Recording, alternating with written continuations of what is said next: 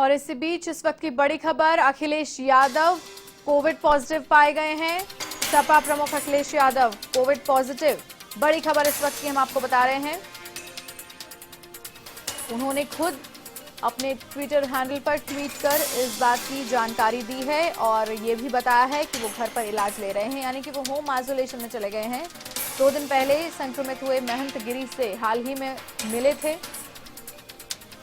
आपको बता दें कि सपा प्रमुख अखिलेश यादव कोविड पॉजिटिव हैं, यूपी के पूर्व मुख्यमंत्री हैं और कोविड पॉजिटिव पाए गए हैं और खुद इस बात की जानकारी उन्होंने साझा की और कहा कि वो होम आइसोलेशन में हैं और इलाज घर पर ले रहे हैं।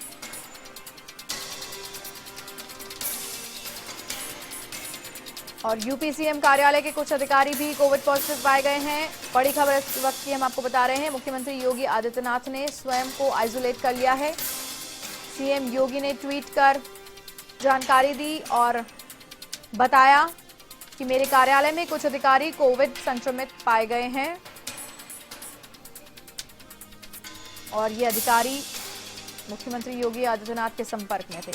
एहतियातन उन्होंने खुद को होम आइसोलेट कर लिया है और सभी कार्य वो वर्चुअली कर रहे हैं।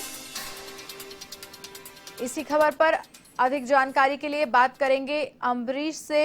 ब्यूरो चीफ यूपी के फोन लाइन पर जुड़ रहे हैं हमारे साथ। अमरीश, विस्तार से बताएं, मुख्यमंत्री योगी ने खुद को होम आइसोलेट कर लिया है, साथ ही साथ ये खबर भी कि पूर्व मुख्यमंत्री अखिलेश यादव कोविड पॉजिटिव पाए गए हैं।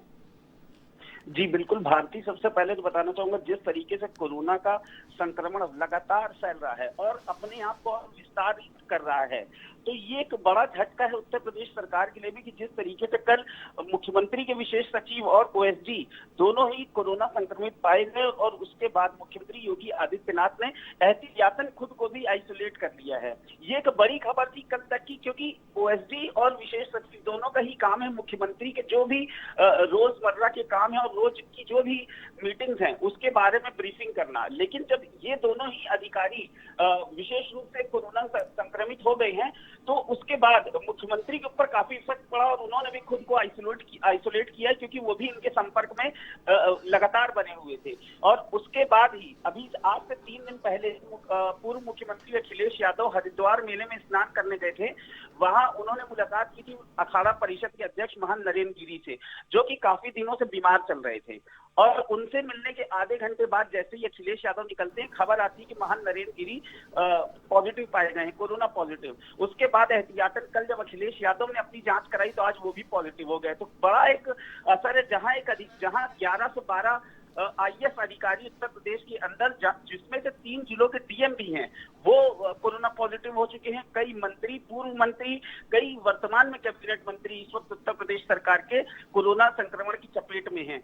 और इसके अतिरिक्त कई ऐसे भी हैं जिनकी हालत काफी खराब है। सीनियर आईएएस हैं अनिल गर्ग, उनकी भी हालत काफी खराब है और उनको दिल्ली शिफ्ट किया जा रहा है। इतनी यूपी में भयावह स्थिति है और लॉकडाउन जैसी नाइट कर्फ्यू भी शुरू कर दिया गया। लेकिन जहां तक एक समझ है वो ये है कि नाइट कर्फ्यू ही सिर्फ इसका इलाज नहीं है, क्योंकि जिस तरीके से बड़े बड़े नेता कोरोना पॉजिटिव पाए गए और कल मुख्यमंत्री के ओएसडी और निजी सचिव भी कोरोना पॉजिटिव पाए गए, उसके बाद आज पूर्व मुख्यमंत्री अखिलेश यादव, वाकई में स्थिति जो है और भयावह होती जा रही है। भारतीय अमरीश, मैं चाहूंगी कि आप ये भी बताएं दर्शकों को कि क्या कड़ाई, क्या नियम बढ़ाए गए हैं, क्या सख्तियां और लागू की गई हैं यूपी में।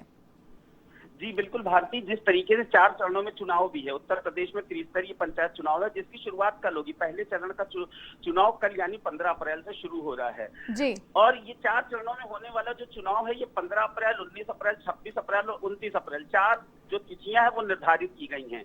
सबसे बड़ा सवाल इसमें ये खड़ा होता है कि क्या इतनी भयावह स्थिति में ये चुनाव हो पाने संभव है?